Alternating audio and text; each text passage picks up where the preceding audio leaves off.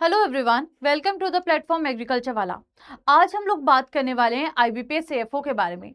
बहुत सारे बच्चे थोड़े से कंफ्यूज हैं कि मैम इस बार जो पेपर का पैटर्न है वो चेंज हो चुका है, तो बताइए कि हमें किस तरह से पढ़ना चाहिए, कौन कौन से टॉपिक्स ऐसे हैं जो कि हमें फॉर श्योर इस बार कवर करने चाहिए।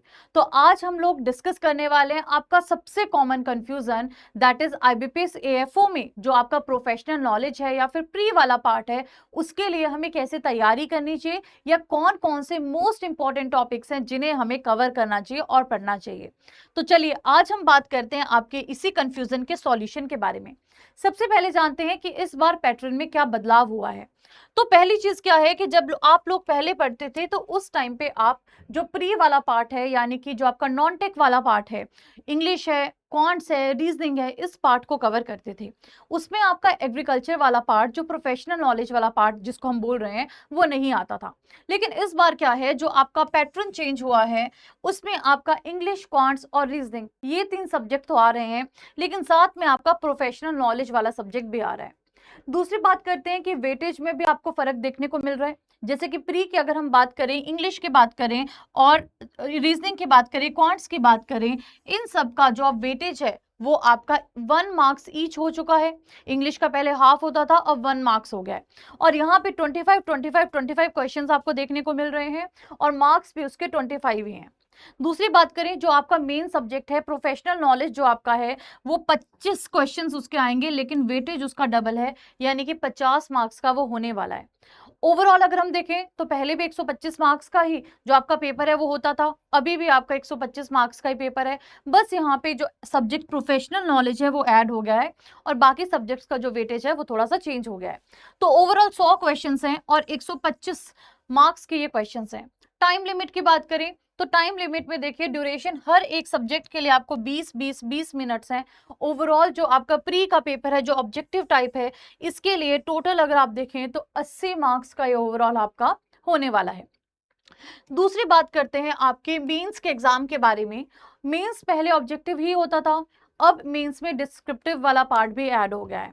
जो मेंस वाला पार्ट है, पहले प्रोफेशनल नॉलेज यानी कि एग्रीकल्चर आपका उसमें आता था, अब जो आप प्री वाले सब्जेक्ट्स पढ़ रहे हैं, इंग्लिश है, रीजनिंग है, क्वांट्स है, ये भी इसमें आएगा। लेकिन यहाँ पे फर्क क्या है कि अब इंग्लिश का जो डिस्क्रिप्टिव है वो भी इसमें ऐड हो चुका है। अब जब आप लोग पहले पढ़ते थे तो पहले आप डिस्क्रिप्टिव की तैयारी नहीं करते थे, लेकिन अब आपको जो डिस्क्रिप्टिव इंग्लिश है उसकी तैयारी भी करनी पड़ेगी। दूसरी बात करते हैं, बिल्कुल जो मेरिट बनाने वाला है वो आपका प्रोफेशनल नॉलेज ही बनाने वाला है। जैसे पहले प्री को आप क्वालिफाई करते थे, मेंस के लिए सेलेक्ट होते थे, सेम चीज यहाँ पे भी होने वाली है।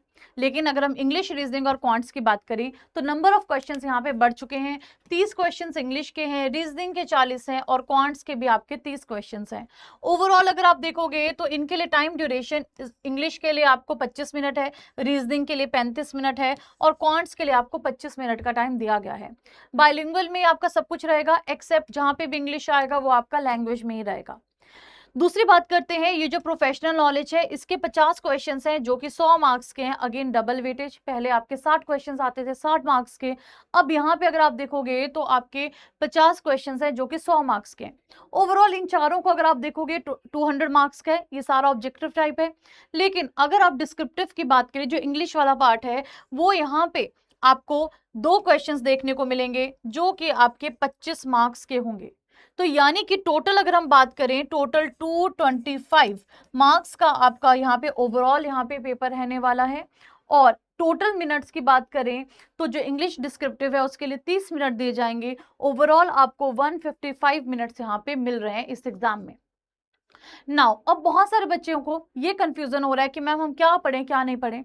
सबसे पहले मैं आपको ये क्लियर करना चाहती हूँ कि जो आप पहले से पढ़ते आ रहे हैं ना, उसी को बहुत अच्छी तरह से पढ़िए, क्योंकि जो आपने पहले सिलेबस पढ़ा है उसी टाइप का आपका पेपर भी आएगा, उसी तरह आप वर्क करिए। बस इतना फर्क हो जाएगा कि पहले आपने अपना माइंडसेट बनाया था कि हम यहाँ पे प्री के टाइम पे सब कुछ छोड़ के सिर्फ प्री ही पढ़ते रहेंगे लास्ट मोमेंट पे, और अब आपको ना एक जो एग्रीकल्चर वाला स्लॉट है, जो प्रोफेशनल नॉलेज वाला स्लॉट है, वो अलग से ऐड करना है। अब आप लोग बोलोगे कि मैम इसमें कौन कौन से हमारे ऐसे इंपॉर्टेंट टॉपिक्स हैं जो हमें बिल्कुल मिस नहीं करने। तो देखो इंग्लिश में ना फिल इन द ब्लैंक्स की प्रैक्टिस पक्का करिए, कॉम्प्रिहेंशन की, match the following, synonyms, antonyms, para jumbles, grammar correction, vocab, spotting error, subject verb agreement, conditional sentence, preposition, conjunction, ये सारे बेसिक्स पे काम जरूर करिए। दूसरा, अगर हम रीजनिंग की बात करते हैं, पजल, अलग अलग टाइप के पजल जरूर करिए, blood relation, machine, output, input, then आपका order, ranking, distance relation, alpha numeric जो आपकी सीरीज है, कोडिंग है, डी कोडिंग है, इनक्वालिटी है, डायरेक्शंस है, इन सब टॉपिक्स को जरूर कवर करें। और अगर हम बात करते हैं क्वांट्स की, तो क्वांट्स में percent, time and work, distance, profit and loss, average, number series, data interpretation, quadratic equation, simplification, ratios, proportion, interest, average, probability, volume, ages, ये सारी चीजों को जरूर कवर करें। जो आप जनरल बैंकिंग में चीजें पढ़ते हो ना, वो सारी ही चीजें आपको यहाँ पे अच्छे से कवर करनी है। दूसरी बात करते हैं कि जो आपका मेंस वाला है, जो प्रोफेशनल नॉलेज है, उसमें कौन कौन से टॉपिक आपको कवर करने हैं। करना तो आपको सब कुछ कवर है, लेकिन मेनली कौन कौन से टॉपिक मिस आउट नहीं करने। सबसे पहले एक एग्रोनॉमी में जो स्कोप्स हैं, इंपॉर्टेंस है, जो क्लासिफिकेशंस हैं, उनको जरूर कवर करें। देन क्रॉप प्रोडक्शन, उनके जो ओरिजिन्स हैं, उनके जो बेसिक्स हैं, उनको जरूर कवर करें। Tillage, sowing, cropping system, rainfed agriculture, weed वाला portion, crop production, irrigation methods और क्लासिफिकेशन, ये सारे के सारे टॉपिक्स को बहुत बहुत अच्छे से, बेसिक्स को, प्रोडक्शन टेक्नोलॉजी को, टेक्निक्स को बहुत अच्छे से आपको कवर करना है। दूसरी बात करते हैं सॉइल साइंस में से, रॉक्स एंड मिनरल्स बहुत इंपॉर्टेंट पार्ट है आपका। Weathering, soil formation, soil profile, soil की फिजिकल प्रॉपर्टीज, सॉइल के orders very important, types of soils very very important, soils of India, nutrients और उनकी deficiencies, then land capability classification, fertilisers, manures, ये topic बिल्कुल भी miss out मत करिएगा। पढ़ना सब कुछ है, लेकिन इन पे ज्यादा फोकस रखना, इनको मिस मत करना। नेक्स्ट बात करते हैं एनिमल हस्बेंड्री की, तो ब्रीड्स ऑफ कैटल ये जरूर कवर करिएगा।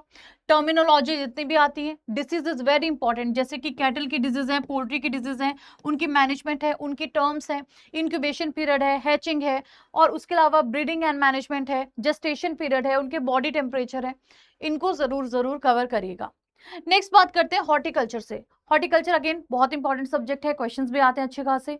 तो हॉर्टिकल्चर से भी जितने भी इंपॉर्टेंट क्रॉप्स हैं, उनके जो साइंटिफिक नेम्स हैं, टाइप्स ऑफ फ्रूट्स कौन कौन से हैं, साइंटिफिक टेक्निक्स कौन सी यूज होती है, किसमें कौन सा प्रोपेगेशन मेथड यूज होता है, कौन सी वैरायटी किस क्रॉप की है, प्रूनिंग और ट्रेनिंग मेथड किसमें कौन सा यूज किया जाता है, फ्रूट्स एंड वेजिटेबल क्रॉप जो जितनी भी इंपॉर्टेंट है मेजर, उनको कवर करिए। टाइप्स ऑफ गार्डन, इसको कवर करिए, ये टॉपिक मिस आउट मत करना।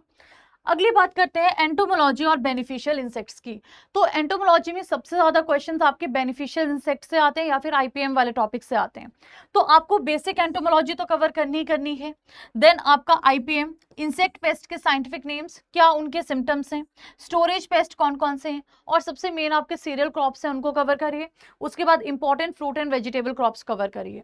और बेनिफिशियल इंसेक्ट्स में सेरिकल्चर तो पक्का पक्का कवर करना है। Sericulture, lac culture, apiculture, bio control agents किसके लिए क्या यूज होता है, इन टॉपिक को बिल्कुल भी मिस आउट नहीं करना है। देन बात करते हैं प्लांट पैथो की। प्लांट पैथो से सिम्टम्स, जिस डिजीज के क्या सिम्टम्स हैं, क्योंकि कई बार आपको सिम्टम के बेसिस पे पूछा जाता है कौन सी डिजीज है। देन आपकी कौन कौन से इंपॉर्टेंट क्रॉप में कौन सी इंपॉर्टेंट डिजीज आती है। देन डिसऑर्डर, डिसऑर्डर से क्वेश्चन हमेशा हमेशा आता है, और कौन सी डिजीज का वेक्टर कौन है। ये टॉपिक सारे आपको बिल्कुल अच्छे से रिवाइज कर लेने हैं। नेक्स्ट बात करते हैं जेनेटिक्स एंड प्लांट ब्रीडिंग में। तो म्यूटेशन टॉपिक को पक्का कवर करें। देन आपके जेनेटिक्स के जो बेसिक कॉन्सेप्ट्स हैं, उनको पक्का कवर करें। प्लांट ब्रीडिंग के कौन कौन से मेथड किसके लिए यूज किए जाते हैं, बहुत basic of the biotechnology cover कर लें, जैसे कि टिश्यू कल्चर क्या है, बायोटेक्नोलॉजी से इंपॉर्टेंट जो पॉइंटर्स हैं उनको कवर कर लें, कौन से इंपॉर्टेंट जीन्स हैं, कौन से वेराइटीज के हैं, कैसे इंडिया में वो इंट्रोड्यूस किए गए हैं, माइक्रो प्रोपेगेशन क्या होता है, पॉलीप्लॉइडी और उसके इंपॉर्टेंट एग्जाम्पल्स कवर कर लीजिए, और मेंडल की जो रिलेटेड जेनेटिक्स है उनको सबको कवर कर लीजिए, including exceptions also.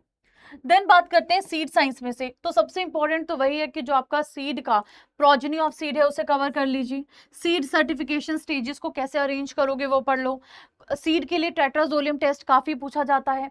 Seed dormancy, seed के टैग्स कौन कौन से हैं, या फिर कहीं पे कोई इंपॉर्टेंट सीड एक्सट्रैक्शन मेथड है, या एग्जाम्पल है ऑर्थोडॉक्स या रिकैल्सिट्रेंट सीड के, उसको जरूर जरूर कवर करें। देन बात करते हैं आपके करंट अफेयर्स की। तो करंट अफेयर में जितनी भी इंपॉर्टेंट जो आपके अभी हाइलाइटिंग इश्यूज चल रहे हैं या फिर जो भी आपके इंटरनेशनल या नेशनल अफेयर्स के करंट अफेयर्स हैं, एग्रीकल्चर रिलेटेड जो इंपॉर्टेंट स्कीम्स हैं, कितना किसका बजट आया है, क्या इम्प्लीमेंटेशंस हैं उनकी, कब हुई थी इम्प्लीमेंट, क्या मॉडिफिकेशंस हैं, वो जरूर कवर करें। देन प्लांट फिजियोलॉजी में से ग्रोथ रेगुलेटर किसका क्या काम होता है, ऑक्सिन, साइटोकाइनिन, इनके बारे में पढ़ लें, ये क्या क्या काम करते हैं। देन आपकी बेसिक्स ऑफ फोटोसिंथेसिस है या रेस्पिरेशन है, उस टॉपिक को कवर कर लें। अगला एक्सटेंशन में से जो एक्सटेंशन के अप्रोचेज हैं, कम्युनिकेशन है, अडॉप्शन है, लीडरशिप है, ऑर्गेनाइजेशन है, और जो आपके डेवलपमेंटल प्रोग्राम्स हैं, एडवाइजरीज हैं, कमिटीज हैं, इन सारे जितने भी आपके मेथड्स हैं, इनको जरूर जरूर कवर करें फ्रॉम द एक्सटेंशन एजुकेशन, क्योंकि क्वेश्चंस आते हैं। नेक्स्ट बात करते हैं जनरल एग्रीकल्चर में से। तो जनरल एग्रीकल्चर में से जितने भी आपके रेवोल्यूशंस हैं उनको जरूर कवर करें। जो जो इंपॉर्टेंट ईयर्स हैं आपके इंडियन एग्रीकल्चर के, उनको कवर करें। वैसे आपके जो माइलस्टोन्स हैं इंडियन एग्रीकल्चर के, उसको कवर करें। और कौन कौन से आपके रिसेंट एग्रीकल्चर की डेवलपमेंट्स हैं, क्या क्या इनोवेशंस हैं, उनको भी आपको बहुत बहुत अच्छे से यहाँ पे कवर करना है अपने एग्जाम के लिए। आई होप आपको थोड़ा सा बहुत ही अच्छे से आइडिया मिल गया है बेसिक सा कि क्या क्या चीजें आपको कवर करनी है। तो सबसे पहले आपको जो प्री वाला पार्ट है वो मैंने कवर करवा दिया कि क्या क्या टॉपिक आपको छोड़ने नहीं है, और मेंस के बारे में भी बता दिया कि कौन कौन से टॉपिक आपको अच्छे से कवर करने हैं।